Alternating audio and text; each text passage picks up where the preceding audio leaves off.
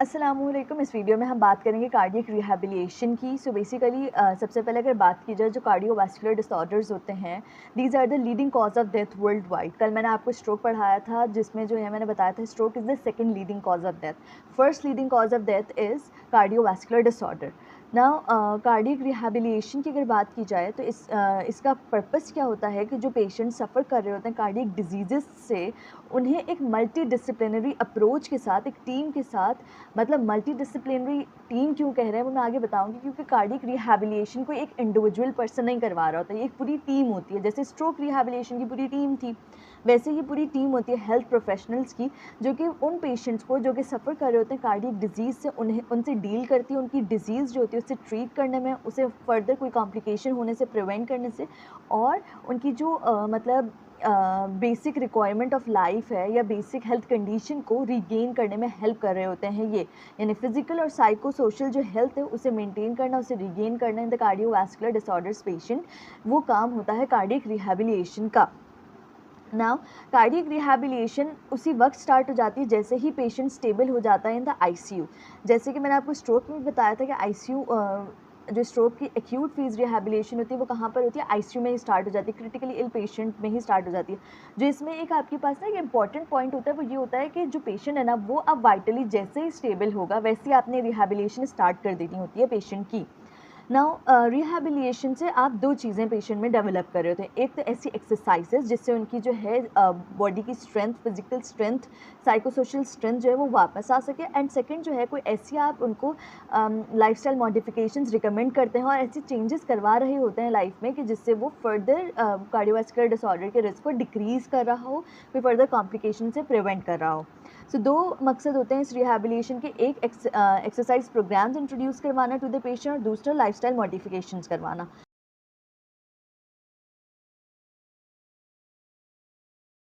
दोनों से ही हमारा जो मेन एम होता है वो ये होता है कि जो डिज़ीज़ है उसको बेसिकली क्योर किया जाए, उसकी जो बॉडी पे इफ़ेक्ट पड़े हैं, जो पेशेंट की लाइफ पे इफ़ेक्ट पड़ा है उसे ठीक किया जा सके। नाउ कमिंग टूवर्ड्स इंडिकेशंस कि वो इंडिविजुअल्स जिनमें कार्डियक रिहैबिलिटेशन करनी होती है कौन से होते हैं। अब the patient of acute myocardial infarction, coronary artery bypass grafting patient, angioplasty with or without stenting, valve replacement surgery, heart transplantation, congestive heart failure, chronic stable angina pectoris। ये जो है ये वो पेशेंट्स होते हैं, any patient suffering from any of this disease या कोई भी उसकी सर्जरी वगैरह हो रही है, जैसे valve replacement surgery, heart replacement surgery, bypass surgery जो कि काफ़ी कॉमन भी है, बाईपास सर्जरी किसी पेशेंट की हो, तो उन सारे पेशेंट्स में आपने कार्डियक रिहैबिलिटेशन ज़रूर करवानी होती है। अब रिहैबिलिटेशन में कुछ ऐसी एक्सरसाइजेज होती हैं जो कि इन्हीं कार्डियक पेशेंट्स जो हैं वो उससे इंटॉलरेंट होते हैं। सो वो इंडिविजुअल्स जिसमें कार्डियक रिहैबिलिटेशन टोटली कॉन्ट्राइंडिकेटेड होती है वो कौन से होते हैं? Unstable angina. कैंडिडेट या इंडिकेशन क्या है? Stable angina. अगर अनस्टेबल है तो उसमें आप नहीं देंगे, बिकॉज रिहैबिलिटेशन स्टार्ट करने से पहले मैंने आपको बताया patient should be vitally stable. ना अनकंट्रोल्ड एरिथमियाज या आईवी ब्लॉक है, यानी पेशेंट जो है टेकिकार्डिया में जा रहा है, उसको एरिथमिया हो रहा है, एवी ब्लॉक हो रहा है, तो उस सिचुएशन में भी आपने नहीं करनी होती rehabilitation. Systolic blood pressure more than 200 mmHg and diastolic blood pressure less more than 100 mmHg, यानी 200/100 अगर ब्लड प्रेशर जा रहा है उस सिचुएशन में भी आपने रिहैबिलिटेशन नहीं करनी होती। Then we have acute systemic illness या फीवर, कोई बॉडी में ऑन गोइंग इन्फेक्शन चल रहा है उस सिचुएशन में भी आप नहीं करेंगे। ऑर्थोपेडिक प्रॉब्लम है पेशेंट के साथ, तो वो ऑर्थोपेडिक प्रॉब्लम में आप इसलिए नहीं करेंगे क्योंकि वो फिर एक्सरसाइज में आपको मसला आएगा अगर आप ऐसे पेशेंट्स में करेंगे तो। Then patient unwilling to exercise, अगर कोई पेशेंट करना ही नहीं चाह रहा तो उसमें तो वैसे आप नहीं कर पाएंगे। देन कार्डियक रिहैबिलिटेशन टीम में कौन कौन से होते हैं? जैसे मैंने आपको बताया ये मल्टी डिसिप्लिनरी अप्रोच होती है जिसमें हेल्थ केयर प्रोफेशनल्स की टीम होती है। सो इसमें आपके पास फिजियोथेरेपिस्ट होता है, नर्स होते हैं, साइकोलॉजिस्ट होते हैं, डाइटिशियन होते हैं, कार्डियोलॉजिस्ट एंड ऑक्यूपेशनल थेरेपिस्ट होता है। जो फिजियोथेरेपिस्ट होते हैं ये आपके पास ऐसे एक्सरसाइजेज बताते हैं जो कि पेशेंट को बॉडी स्ट्रेंथनिंग रीगेन करने के लिए हेल्प कर रही होती हैं। एरोबिक एक्सरसाइजेज करवाई जाती हैं कार्डियक पेशेंट्स में। देन नर्स होती है जो कि उसकी केयर के लिए रिस्पॉन्सिबल होती है। साइकोलॉजिस्ट का क्या काम होता है कि पेशेंट को जो उसको अगर अपनी डिजीज़ रिलेटेड स्ट्रेस है, एंजाइटी है, या फिर पेशेंट की मेंटल हेल्थ को आपने करेक्ट रखने के लिए साइकोलॉजिस्ट की काउंसलिंग ज़रूरी ज़रूर है in cardiac rehabilitation team. Then we have dietitian, because आपके पास कार्डियक पेशेंट में डाइट कंट्रोल बहुत होना चाहिए, क्योंकि अगर हाइपरटेंशन कॉज है for the coronary vascular disease तो उसके लिए आपने सोडियम इंटेक कम रखना है, सोल्ट इंटेक कम रखना है, फ्रूट्स एंड वेजिटेबल्स कौन से यूज़ करने चाहिए। सो वो सारी डाइट, क्योंकि अगर डायबिटीज़ है कॉज तो उसको ट्रीट करने के लिए भी डाइट में चेंजेस करनी पड़ती हैं। So dietitian is very important in cardiac rehabilitation team. Cardiologist, because cardiac disease है। देन ऑक्यूपेशनल थेरेपिस्ट, कि वो आपको हेल्प करेगा कि आप डेली एक्टिविटीज़ को जो आप पहले करते थे वो आप दोबारा से कैसे कर सकते हैं, कोई मॉडिफिकेशन होगी तो वो भी ऐड ऑन हो जाएगी। जो गोल होता है इस कार्डियक रिहैबिलिटेशन टीम का, वो ये होता है कि पेशेंट की साइकोलॉजिकल और फिजिकल स्ट्रेस को दूर किया जाए, उसकी वेलबींग को इंक्रीज़ किया जा सके, उसकी फंक्शनल कैपेसिटी को इंक्रीज़ किया जा सके, कार्डियक फंक्शन को अच्छा किया जा सके with the help of exercises and lifestyle modification. Quality of life को बेटर किया जा सके, कि अगर कोई कार्डियक ऐसी डिजीज़ है कि पेशेंट जो है किसी और पर डिपेंड हो गया है, तो पेशेंट को कुछ इस तरह की लाइफस्टाइल मॉडिफिकेशन, कुछ इस तरह की एक्सरसाइजेज करवाई जाए ताकि वो कम से कम सेल्फ केयर कर सके। देन कार्डियोवैस्कुलर डिसऑर्डर से होने वाली मोर्टेलिटीज़ जो होती हैं, जो डेथ होती है ना, उसका भी रेशियो कम करना is part of this rehabilitation team एम। Then coming towards the management, कि वो मैनेज क्या क्या कर रहे होते हैं। सबसे पहले तो पेशेंट की असेसमेंट की जाती है वाया हिस्ट्री, एग्जामिनेशन, जो पूरी उसका डिजीज़ का कोर्स है, डिजीज़ से पहले उसकी कंडीशन, ड्यूरिंग डिजीज़ उसकी वेलबींग, सारी चीज़ों की असेसमेंट होती है सबसे पहले। देन पेशेंट को न्यूट्रिशनल काउंसलिंग करना बहुत ज़रूरी है, because weight management, cardiovascular disorders में हाइपरटेंशन, ओबेसिटी, हाइपरलिपिडीमिया, डायबिटीज़, ये सारी जो मेटाबॉलिक सिंड्रोम इंटरलिंक्ड डिजीज़ेज़ है ना, वो सारी कॉज होती हैं कार्डियोवैस्कुलर डिसऑर्डर्स। तो इन सब की जो मेजर जड़ होती है ना, वो ओबेसिटी होती है। हाइपरटेंशन हो, डायबिटीज़ हो, हाइपरलिपिडीमिया हो, ये सारों की जो मेजर कॉज होती है वो ओबेसिटी होती है। तो उसको कंट्रोल करना बहुत ज़्यादा इंपॉर्टेंट है। तो वो न्यूट्रिशनल काउंसलिंग की जाती है, पेशेंट को एक डाइट प्लान बताया जाता है उसकी वेट मैनेजमेंट के लिए। देन हाइपरटेंशन, डायबिटीज़, हाइपरलिपिडीमिया, अगर वो ड्रग से कंट्रोल हो सकते हैं तो मेडिकेशंस के ज़रिए की जाएंगे। अगर लाइफस्टाइल मॉडिफिकेशन और डाइटरी चेंजेस हो सकती हैं तो उसी को फॉलो किया जाएगा। तो इन तीनों जो major risk factors for the cardiovascular disorders हैं, उन्हें कंट्रोल करना बहुत ज़रूरी है। Then tobacco cessation, then psychosocial management and exercise training will be provided to the patient. Okay, अब एक्सरसाइज जो होती है ना कार्डियक पेशेंट्स में बहुत ज़्यादा सोच समझ कर देनी होती है, बिकॉज इशू क्या है, दिल का मसला है। सो अगर आपने ज़्यादा स्ट्रेस डाला तो पेशेंट जो है वाइटली अनस्टेबल हो सकता है, और instability could be fatal as well. So इसलिए एक्सरसाइज प्रिस्क्रिप्शन जो होती है ना बहुत सोच समझ के की जाती है द कार्डियक पेशेंट्स। उसके लिए जो एक निमोनिक क्या बोलेंगे, कि जो एक बेसिक टूल यूज़ किया जाता है ना कि कैसी एक्सरसाइज दी जा सकती है, उसमें आपने फॉलो करना होता है फिट फार्मूला को। फिट में आपने एक्सरसाइज की फ्रिक्वेंसी सोच समझ के देनी होती है, इंटेंसिटी, किस इंटेंसिटी की, कहीं ऐसा ना हो कि पेशेंट की इतनी कैपेसिटी ही नहीं थी जितनी हैवी एक्सरसाइजेस करवा दी गई पेशेंट को। देन टाइम, कि वो कुछ पेशेंट्स हैं जो 5 मिनट्स की ड्यूरेशन टॉलरेट कर सकते हैं, कुछ 10 मिनट्स टॉलरेट कर सकते हैं। तो ये चीज़ें वो हैं जो कि पेशेंट टू पेशेंट वेरी कर रही होंगी। फर्स्ट थिंग तो ये है, ये पेशेंट टू पेशेंट वेरी कर रही होंगी। दूसरी ये कि आपने एक्सरसाइज को प्रिस्क्राइब करते हुए उसकी frequency, intensity, timing and the type of exercise as well, कि किस तरह की एक्सरसाइज आपने करवानी है पेशेंट को। कार्डियक पेशेंट में मोस्टली एरोबिक एक्सरसाइजेज हो रही होती हैं। सो ये फिट जो है ये आपने सोच समझ के देना होता है फॉर द पेशेंट। सबसे पहले बात करते हैं frequency. Again it is an individualistic approach, लेकिन मोस्ट ऑफ द टाइम जो यूज़ हो रही होती है that is the 2 to 3 times per week जो है आपने ये फिजियोथेरेपी करवानी होती है पेशेंट्स की। देन जब 8 वीक्स तक ये थेरेपी कंटिन्यू रहती है ना, उसके बाद जो है फिजियोलॉजिकल अडेप्टेशंस भी आ जाती हैं पेशेंट में। जो फिजियोलॉजिकल यानी उसकी जो डेली लाइफ एक्टिविटीज़ होती हैं वो भी बेहतर होना शुरू हो जाती हैं। चेंजेस आपको तब फील होती हैं जब तक 8 वीक्स तक मिनिमम थेरेपी चलती रहे पेशेंट की कंटिन्यूस। और 1 वीक में कितने दिन, 2 से 3 दिन। देन इंटेंसिटी ना, फ्रिक्वेंसी तो फिर भी आप जो है पर्सन टू पर्सन वेरी कर सकते हैं, लेकिन जो इंटेंसिटी होती है ना ये भी पर्सन टू पर्सन वेरी होती है। लेकिन ये ना आपने डिवाइस से मेजर करनी होती है कि ये किस इंटेंसिटी की जो है आप किसी भी पेशेंट को कार्डियक एक्सरसाइज प्रिस्क्राइब कर सकते हैं। इंटेंसिटी के लिए सबसे ज़्यादा इंपॉर्टेंट होता है heart rate of the patient. Heart rate को कैलकुलेट करने के लिए आप क्या यूज़ कर सकते हैं, एक्सरसाइज टॉलरेंस टेस्ट और स्ट्रेस टेस्ट। ये कार्डियक रिहैबिलिटेशन का वो प्रोसीजर होता है जो कि हार्ट फंक्शन को बता रहा होता है ड्यूरिंग द एक्सरसाइज। होता क्या है कि जब आप पेशेंट जो है ट्रेडमिल, इसको जो है एक्सरसाइज टॉलरेंस टेस्ट भी बोलते हैं और एक्सरसाइज ट्रेडमिल टेस्ट भी बोलते हैं। शॉर्ट फॉर्म में ईटीटी। ये ट्रेडमिल टेस्ट इसको इसलिए बोला जाता है क्योंकि ये ट्रेडमिल पे जब पेशेंट को मतलब वॉक करवा रहे होते हैं, तो तब जो है पेशेंट की वो बीपी कफ भी लगा हुआ होता है और ईसीजी के इलेक्ट्रोड्स भी लगे हुए होते हैं, और पेशेंट कंटिन्यूस मॉनिटरिंग पर होता है कि अब आप उसका चेक करें कि वो कितना स्ट्रेस टॉलरेट कर पाता है, किस लेवल पर जाके उसका हार्ट रेट बढ़ रहा है, किस लेवल पर जाके उसकी ईसीजी में कोई एबनॉर्मेलिटी डेवलप हो रही है।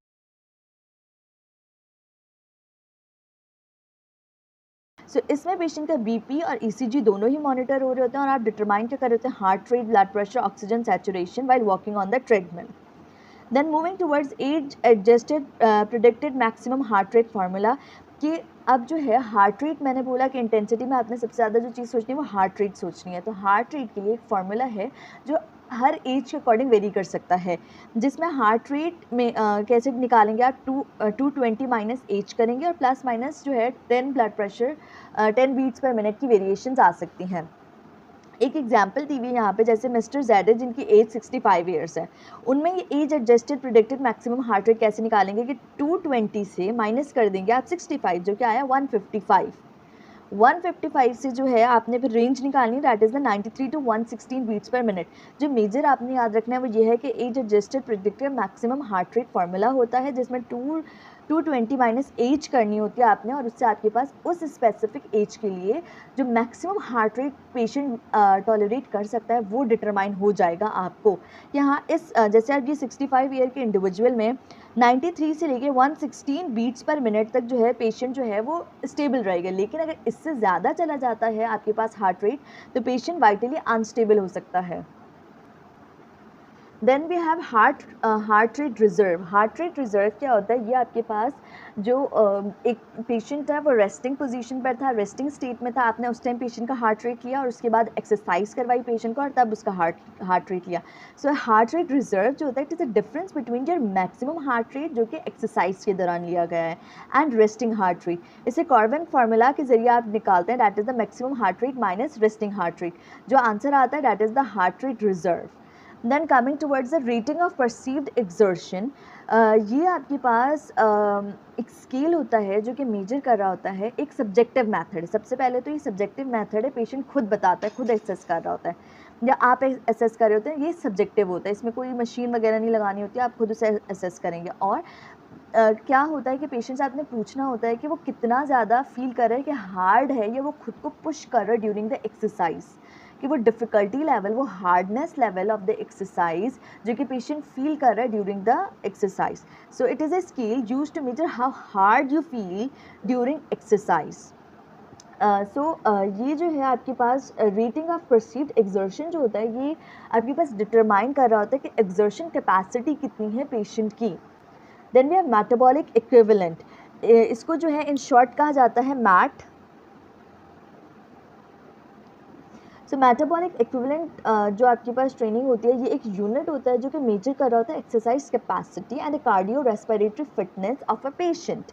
मैट जो होता है ये रेशो होता है, रेशो किस चीज़ के दरमियान है, दो चीज़ों के दरमियान है, rate of oxygen consumed while working divided by rate of oxygen consumed during resting. जैसे ये था ना हार्ट रेट ड्यूरिंग रेस्ट और मैक्सिमम एक्टिविटी या एक्सरसाइज, इसी तरह ये है कि ऑक्सीजन कितनी कंज्यूम्ड हो रही है रेस्ट के टाइम और एक्सरसाइज के दौरान। जो वन मैट होता है that is the equal to 3.5 millilitre per KG per minute oxygen consumption. ये जो होता है आपके पास मेटाबॉलिक इक्विवेलेंट, इसकी जो इम्पोर्टेंस होती है वो ये होती है कि पेशेंट की एबिलिटी डिटरमाइन करवा रहा होता है कि वो कितनी जल्दी कार्डियक रिहैबिलिटेशन के ज़रिए रिकवर हो सकता है, अपनी फंक्शनल कैपेबिलिटी को इंक्रीज़ करवा सकता है। One MET equals to increase functional capacity and decrease 8% से लेकर 35% मॉर्टेलिटी रिस्क। कार्डियोवैस्कुलर डिसऑर्डर से होने वाली जो आपके पास मॉर्टेलिटी रिस्क होता है वो भी इससे कम हो रहा होता है, क्योंकि ये आपके पास क्या डिटरमाइन करे कि इतनी ऑक्सीजन कंजम्पशन कैपेसिटी है, तो ऑक्सीजन कंजम्पशन कैपेसिटी जितनी ज़्यादा होगी उतनी ही आपके पास मॉर्टेलिटी रिस्क कम होगा।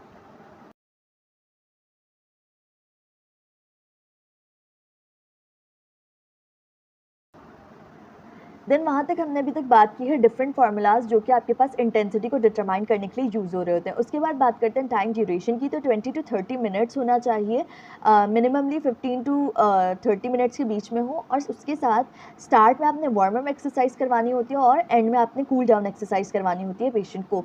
देन टाइप ऑफ एक्सरसाइजेस की बात की जाए तो इसमें मैंने जैसे आपको हमेशा बताया पूरी वीडियो में कि एरोबिक एक्सरसाइज करवाई जाती है, जिसमें ट्रेडमिल वॉकिंग होती है, stationary bike, air bike and arm ergometry जैसी एक्सरसाइजेज यूज़ हो रही होती हैं।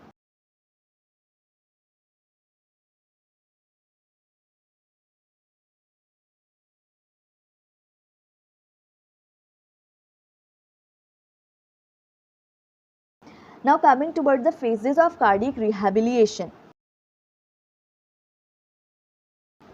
वी हैव फेज़ 1 जो कि इन पेशेंट स्टेज होते हैं। ये आपके पास वो कार्डियक रिहैबिलिटेशन होती है जो कि हॉस्पिटलाइज्ड पेशेंट में, आईसीयू पेशेंट में ही स्टार्ट हो जाती है।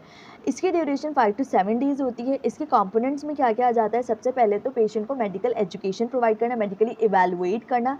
मैंने आपको स्टार्ट में बता दिया था कि मैनेजमेंट कैसी होती है। सबसे पहले उसकी असेसमेंट करना, इवैल्यूएट करना कि उसको किस चीज़ की नीड ज़्यादा है, कौन सी एक्सरसाइज उसके लिए बेहतर रहेगी, ये सारी चीज़ें इवैल्यूएट करना। इसके बाद पेशेंट को रीअश्योर करना और एजुकेशन देना related to his disease. Then early mobilisation, basically ये पेशेंट्स जो आपके पास बेड बाउंड होते हैं तो इन्हें बेड पर ही कुछ मिनिमम एक्सरसाइजेज स्टार्ट करवा देना ताकि उनकी बेड मोबिलिटी इंक्रीज़ हो। उसके बाद डिस्चार्ज प्लानिंग भी इसी फेज़ में हो जाता है कि पेशेंट कब तक डिस्चार्ज हो सकता है। इसकी ड्यूरेशन 5 टू 7 डेज़ होगी। Then we have phase 2 that is the outpatient phase, early post discharge phase के जैसे ही डिस्चार्ज होगा तो पेशेंट एंटर हो जाएगा इस फेज़ में। जब तक हॉस्पिटल में है तब तक फेज़ 1 है, जैसे ही डिस्चार्ज होगा फेज़ 2। इसकी ड्यूरेशन 8th डे से लेकर 6th वीक तक होती है। इसमें ऐसी एक्सरसाइजेज करवाई जाती हैं जो कि उसकी मतलब स्ट्रेंथनिंग को बढ़ाएं। देन इसमें पेशेंट की स्ट्रेस मैनेजमेंट बहुत ज़रूरी है क्योंकि पेशेंट एक काफ़ी ना सिवियर डिजीज़ से होकर या कोई सर्जरी से होकर जा रहा है, तो उसके लिए स्ट्रेस मैनेजमेंट के लिए उसकी एंजाइटी, उसके डिप्रेशन को आपने रिलीव रखना है, कम रखना है, डिप्रेशन से पेशेंट को बचाना है। सो इसमें आपको कौन हेल्प करेगा? कार्डियक टीम में से आपके पास साइकोलॉजिस्ट हेल्प करेंगे। देन अब जो एक्सरसाइजेज हैं उसमें आपने जो 4 चीज़ें जो फिट है वो कैसे यूज़ करना है। फ्रिक्वेंसी जो होगी वो 3 टू 5 टाइम्स पर वीक होनी चाहिए। इंटेंसिटी में जो रिजर्व हार्ट रेट है वो 20 बीट्स पर मिनट में आ रहा हो आपके पास। आरपीई जो है यानी आपके पास ये rating of perceived exertion less than 11 होना चाहिए और मैथ्स लेवल जो है वो 4 पर मैच हो रहा हो। टाइम जो होगा वो 5 टू 30 मिनट्स होगा विथ रेस्टिंग इंटरवल्स। 30 मिनट्स के बीच में रेस्टिंग इंटरवल्स होंगे ताकि पेशेंट जो है वो ओवर एक्सर्शन की वजह से या ओवर एक्सरसाइज की वजह से कहीं उसकी कॉम्प्लिकेशन ना कोई डेवलप हो जाए। टाइप्स कौन कौन सी एक्सरसाइजेज यूज हो सकती है? Sitting, standing, functional activities, range of motion exercises and walking इसमें आ जाती है। फेज़ 3 इन होम सेटिंग होती है। इसकी ड्यूरेशन 6 वीक से लेकर 12 वीक्स होती है। इसमें जो है आपने सबसे पहले पेशेंट का ETT that is the exercise tolerance test ज़रूर करना होता है पेशेंट का, ताकि आप जो एक्सरसाइजेज प्रिस्क्राइब करेंगे वो उसी के अकॉर्डिंग होगी। इसमें आपका जो बेसिक मोटिव होता है वो क्या होता है कि पेशेंट की फिज़िकल फिटनेस को इम्प्रूव किया जा सके, उसकी वॉकिंग, उसकी जो फंक्शनल एक्टिविटीज़ है वो खुद से कर सके, सेल्फ केयर कर सके। पेशेंट को एजुकेशन एंड बिहेवियरल थेरेपी दी जाएगी। Then phase 4 is the maintenance phase. अब क्या होगा, ये आपके पास सब एक्यूटली मैनेज हो रहा था। जो फर्स्ट 2 फेज़ थे वो तो एक्यूट में ही होंगे। देन आपके पास इन होम सेटिंग ये सारी फेज़ था। फेज़ 4 जो होता है ये लॉन्ग टर्म मैनेजमेंट के लिए यूज़ हो रहा होता है, जो कि आपके पास continued improvement and maintenance of the fitness के लिए यूज़ होगा। इसमें जो है कोई सुपरवाइज़र नहीं होगा। जैसे इन होम सेटिंग में क्या होगा कि कोई फिजियोथेरेपिस्ट घर जाके एक्सरसाइजेस करवा रहा है, लेकिन मेंटेनेंस फेज़ में क्या होगा, पेशेंट खुद ही इतना ट्रेन हो चुका है कि वो खुद से मिनिमल एक्सरसाइजेस या लेस इंटेंस एक्सरसाइजेस कर सकता है। सेल्फ एक्सरसाइजेज होंगी, लॉन्ग टर्म बिहेवियरल मॉडिफिकेशन होगी। फ्रिक्वेंसी क्या होगी? 1 सेशन पर डे। डेली जो है वो अपना एक टाइम डिसाइड कर लेगा कि हाँ मैं इस टाइम पर आधा घंटा या 1 घंटा या आधा घंटा जो है वो एक्सरसाइज खुद से कर लेगा। 3 टू 4 टाइम्स पर वीक होना चाहिए। उसमें जो है आपके पास रेटिंग ऑफ परसीव्ड एक्सर्शन जो है वो 12 टू 15 के बीच में होना चाहिए। यहाँ पे क्या था, पेशेंट अभी बिल्कुल रिसेंटली डिस्चार्ज हुआ था, अभी उसकी कैपेसिटी इतनी अच्छी नहीं थी कि वो इतनी ज़्यादा ना एक्सर्टेड फोर्स एक्सर्शन को टॉलरेट कर सके। तो इसमें आपने जो परसीव्ड एक्सर्शन थी वो कितनी थी? लेस देन 11 थी, जबकि इसमें आपके पास 12 टू 15 के दरमियान होगी।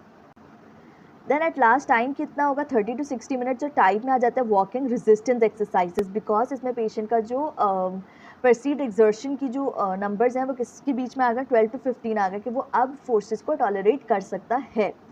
Now sample format for a cardiac rehabilitation, मैंने आपको कार्डियक रिहैबिलिटेशन से रिलेटेड सारे पॉइंट बता दिए हैं, लेकिन जो एक कंप्लीट एक फॉर्मेट फॉलो हो रहा होता है ड्यूरिंग द रिहैबिलिटेशन, वो क्या होता है, पेशेंट को सबसे पहले आपने वाइटली चेक करना होता है, असेस करना होता है कि वाइटली स्टेबल है या नहीं। ये हर सेशन से पहले होगा। वाइटल्स चेक किया आपने, पेशेंट को वार्म अप एक्सरसाइज करवाए 15 मिनट्स तक, ताकि उसका जो ब्लड फ्लो है वो अच्छे से हो जाए, उसकी जो है मतलब पेशेंट फिजिकली एक्टिव हो जाए। उसके बाद उसको मेन क्लास दी जो आपने कार्डियक एरोबिक एक्सरसाइजेस करवानी होती हैं। देन आपने पेशेंट को कूल डाउन किया 10 मिनट्स तक। उसके बाद आपने वाइटल्स को असेस किया, क्योंकि अगर आप फ़ौरन से करेंगे तो ड्यूरिंग एक्सरसाइज ये हार्ट रेट कुछ ना कुछ चेंज हो जाता है, बढ़ जाता है। सो फ़ौरन से नहीं करते, पहले पेशेंट को कूल डाउन करेंगे, उसके बाद जो है रीअसेसमेंट करेंगे of the vitals. So this is all about cardiac rehabilitation. Jazakallah.